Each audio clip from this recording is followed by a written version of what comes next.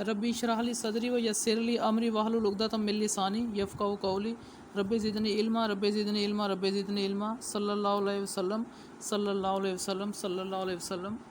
जी grade 10 students बेटे, exercise 2.3 we have to start with question number 4.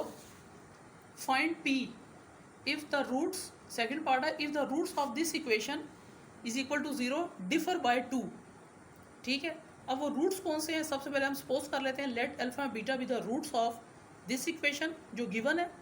ठीक है, इसका सबसे पहले सम फाइंड कर लेते हैं।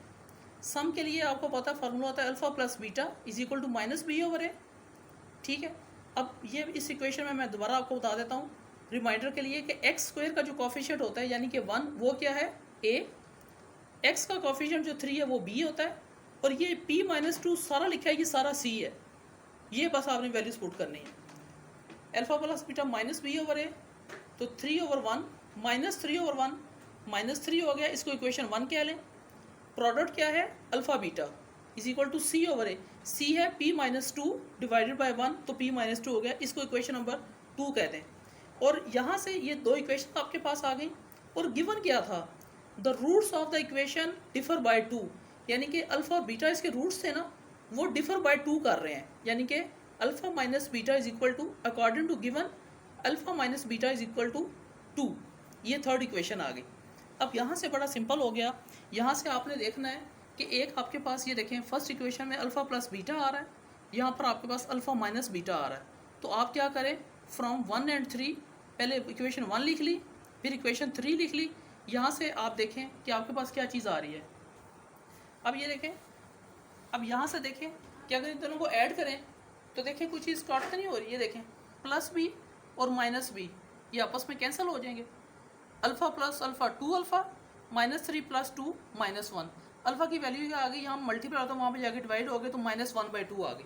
अब आपने बड़ा सिंपली क्या करना है, put in 1 to find b. जो इक्वेशन 1 थी ना इसमें अल्फ़ा की वैल्यू पुट कर दें, यहाँ से आपके पास बीटा आ जाएगा।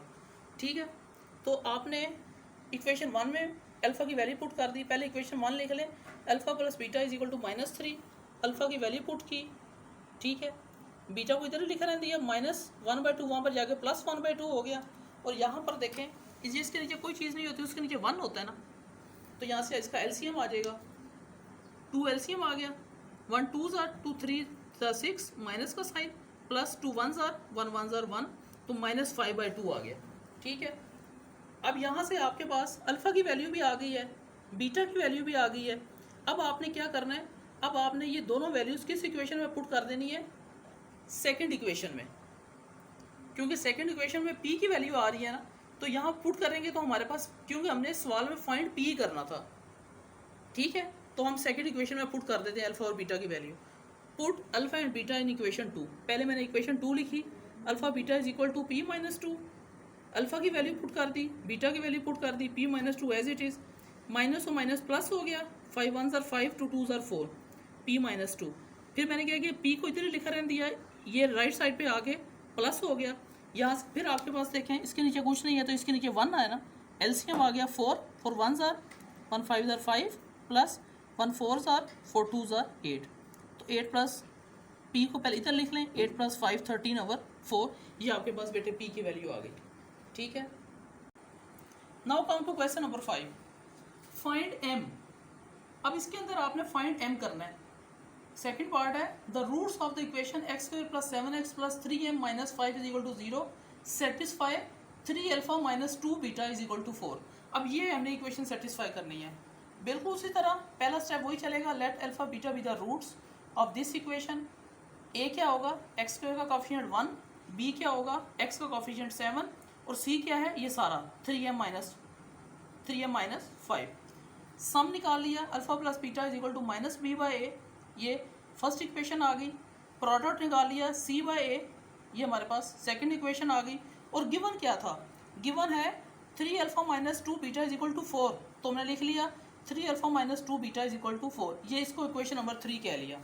अच्छा, अब ये देखें, अब हमारे पास यहाँ पर अल्फा प्लस बीटा आ रहा है, यहाँ पर 3 अल्फा माइनस 2 बीटा आ रहा है, तो हमने क्या किया, हमने फर्स्ट इक्वेशन को 2 से मल्टीप्लाई कर दिया। ठीक है, और थर्ड में ऐड कर दिया। Now multiply equation 1 by 2 and add in 3।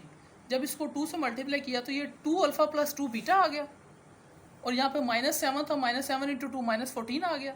इसमें थर्ड को ऐड कर दिया, 3 अल्फ़ा माइनस 2 बीटा। इसका हमें फ़ायदा क्या हुआ, यहाँ से ये देखें 2 बीटा माइनस प्लस का और 2 बीटा माइनस का कैंसिल हो गए। अब 3 + 2 5 बीटा आ गया, -14 + 4 -10 आ गया। अल्फ़ा की वैल्यू क्या आ गई, -2। अब अल्फ़ा की बीटा वैल्यू आप किस में, इक्वेशन नंबर 1 में पुट कर दें। इक्वेशन नंबर 1 में पुट करने बीटा की वैल्यू आ जाएगी, बिल्कुल इसी तरह। ये हमने इक्वेशन नंबर 1 लिखी, अल्फ़ा की वैल्यू पुट की, बीटा की वैल्यू क्या आ गई, -5। ठीक है, अब हमने क्या किया, अब ये देखें, अब यहाँ पर हमारे पास उसी तरह ये सेकंड इक्वेशन थी, जो सेकंड इक्वेशन में m आ रहा था ना, तो हमने क्या किया, सेकंड इक्वेशन में अल्फ़ा और बीटा की वैल्यू पुट कर दी। तो फाइंड m, हमने m में फाइंड करना है ना, तो m की वैल्यू निकल आएगी। तो ये देखें, put alpha and beta in equation number 2।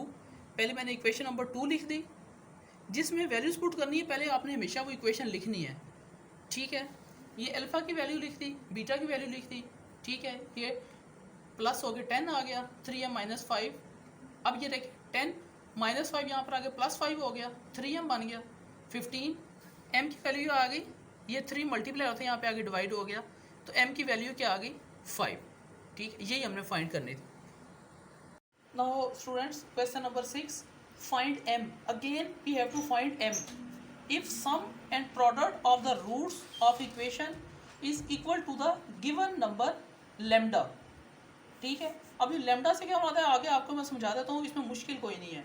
एक चीज़ उसमें वो बता रहा है कि if sum and product of the roots of equation is equal. यहाँ पर हमें एक चीज़ पता लग रही है कि सम ऑफ प्रोडक्ट और जो सम है वो इक्वल है आपस में। इक्वेशन गिवन सेकंड इज, ये सारा देखें, एक्स स्क्वायर का कोफिशिएंट 4, ये ए होता है ना, एक्स का कोफिशिएंट है -3 + 5m, ये सारा बी है, और सी क्या है, -9m - 17।